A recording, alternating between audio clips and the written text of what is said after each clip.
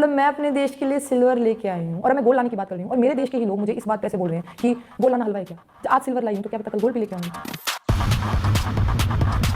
अंदर से पछतावा इतना गंदा हो जाता है हारने का, और खासकर उस हार का जिसका आपको पता हो कि आप जीत सकते थे लेकिन आप हार गए। मैं अपना जवाब फन से ही देती हूँ। मैं नुपुर शरान, मैंने हाल ही के वर्ल्ड कप फाइनल्स में गोल्ड मेडल जीता है और इससे पहले वर्ल्ड चैंपियनशिप में मैंने जो कि इंग्लैंड में हुई थी लिवरपूल में, उसमें सिल्वर मेडल जीता था। मैं बॉक्सिंग करती हूँ और मैं हरियाणा के भिवानी शहर की रहने वाली हूँ जिसे हम मिनी क्यूबा भी बोलते हैं।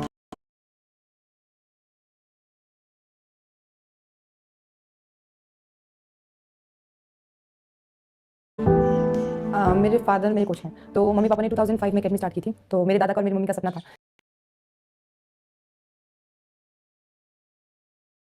कि हम एक एकेडमी स्टार्ट करेंगे। जब हम आए थे लिवरपूल से, जब मैंने ये बात बोली कि भाई मैं गोल्ड लेके आऊँगी, तो उस बात पे ट्रोल कर रखा था, लोगों ने लिख रखा था कि कहाँ से ले आते हैं इनको, सिल्वर आने पे इतना घमंड है, गोल्ड आएगा तब पता नहीं क्या करेगी, गोल्ड लाना हलवा है क्या। लेकिन जब मैंने वो ट्रोलिंग वगैरह देखी ना, तो मुझे लगा कि मैं यार ये मेरे ही देश के लोग हैं, मेरे देश के लोग होके क्या करने लग रहे हैं। मतलब मैं क्या, मेरा तो सिल्वर ही आया है, और सिल्वर आना भी सर 82 कंट्रीज में सिल्वर आना, मैं वैसे बता रही हूँ आपको। हालांकि I was not satisfied with that. नींद आनी बंद हो गई थी सर मेरे को कंपटीशन के बाद, क्योंकि एक अंदर से पछतावा इतना गंदा हो जाता है हारने का, और खासकर उस हार का जिसका आपको पता हो कि आप जीत सकते थे लेकिन आप हार गए। अब पटियाला जाने से पहले रोज पापा के गले लग के रोती, और पापा गोल्ड आना था, सिल्वर आ गया। बोले बेटा कोई बड़ी बात नहीं, कोई गलत बात थोड़ी ना है, तो बहुत बड़ी बात है तेरा सिल्वर आया।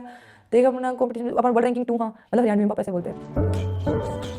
बचपन में तो मतलब ऐसे था, खेलना ही नहीं खेलना। मैं बहुत मोटी होती थी, मैं 90 किलो की थी, तो बस ऐसे फिटनेस के लिए चली जाती थी ट्रेनिंग करने के लिए थोड़ा एकेडमी में। रनिंग कर ली, मतलब बॉक्सिंग की ऐसे कुछ स्पेसिफिक नहीं, रनिंग कर ली। 10th क्लास तक काफ़ी अच्छी थी पढ़ाई में, और 10th नहीं में 12th तक भी मतलब काफ़ी अच्छी थी। मैं first time youth national champion हुई थी, तो उस टाइम में मैं 12th क्लास में थी। तो हम लोगों के एग्ज़ाम्स के बीच में, पॉलिटिकल एग्ज़ाम के बीच में 6 दिन की छुट्टी थी, और उस 6 दिन की छुट्टी में ही हम लोगों की नेशनल्स थी तालकटोरा स्टेडियम दिल्ली में। तो ऐसा था कि लड़कियां फाइट करती रहती, नीचे मैं फाइट करके ऊपर जो एरिना में सबसे ऊपर जो स्टेयर्स होती है वहाँ जाके किताब लेके बैठ जाती थी पढ़ने के लिए, क्योंकि मेरा पॉलिटिकल एग्जाम था तो मेरे को उसकी तैयारी करनी थी। तो ऐसे करके, और जिस दिन नेशनल ओवर हुई उससे नेक्स्ट डे ही मेरा एग्जाम था, उसमें मेरे सबसे ज़्यादा नंबर थे पॉलिटिकल साइंस में, मेरे थे उसमें सर 94 मार्क्स। उस टाइम पे पापा ने मुझसे पूछा था कि भाई नोनू तू खेलेगी बेटा, पक्का खेलेगी? मैं क्या हाँ जी पापा पक्का। बोले पक्का?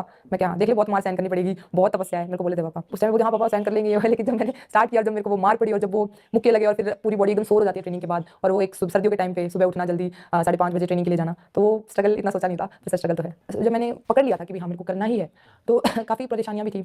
मैं ये कहूँगी कि एक पिक्चर है जो कि बाहर से बहुत सुंदर लगती है, पर ये बहुत ही मुश्किल और पेचीदा काम है, मैं आपको ये कहूँगी। लेकिन जब मैं खेलती हूँ तो उस टाइम पे जो मेरी एंजाइटी का लेवल होता है और जो प्रेशर का लेवल होता है कई बार बहुत हाई होता है, और मुझे तो कई साल लग गए इस चीज़ को, कम से कम 3-4 साल लगे इस चीज़ को समझने में और इससे सीखने में, क्योंकि एक दादा का नाम इतना, फिर पापा का भी फिर इतना ही होता था कि अगर हार गई तो दादा का नाम खराब होएगा, पापा का नाम खराब होएगा। लेकिन फिर एक दिन मेरी माँ ने मुझे समझाया कि बेटा उनका जो टाइम था उन्होंने उस टाइम पे किया, अब ये तेरी बारी है, तुझे अपने हिसाब से अपनी शर्तों पे और अपने लिए खेलना है। मैं छोटी थी जब से सुनते आ रही हूँ दादा के बारे में, तो उनकी कटिंग्स अभी भी रखी न्यूज़पेपर की कि he was a heavy weight boxer and he used to box like a light weight boxer.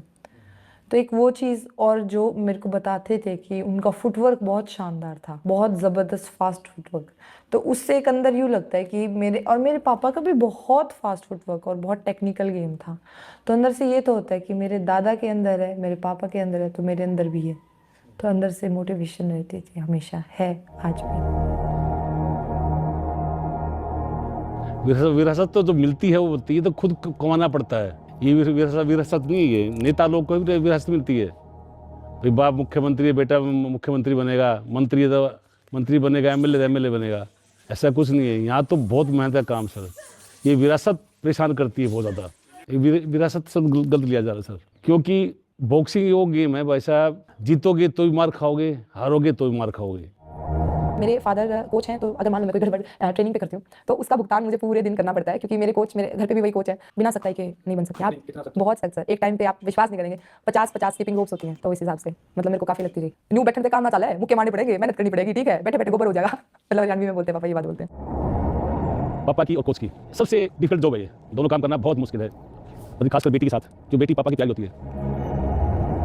मेरे सपने में ओलंपिक है, ओलंपिक में अपने देश को गोल्ड दिलवाना। हमारी एकेडमी कोई ऐसी फैसिलिटीज़ नहीं है एकेडमी में। हम लोगों के अभी रिंग जो सीमेंट का बना रखा है सिंपल सा छोटा सा, उसके ऊपर शेड भी अभी 2-3 साल पहले लग गया, 2 साल पहले शेड लगा, अदरवाइज हम लोग धूप में ही सारी प्रैक्टिस करते थे। और जो हमारी एकेडमी है इससे वर्ल्ड चैंपियंस हैं, वर्ल्ड कप गोल्ड मेडलिस्ट, ठीक है, Asian Games medallist, Commonwealth medallist, Asian medallist, तो आप देखेंगे कि सारे ही मेडल हैं एकेडमी में, लेकिन हमारे पास कोई फैसिलिटी नहीं है, किसी का कोई सपोर्ट नहीं है सर।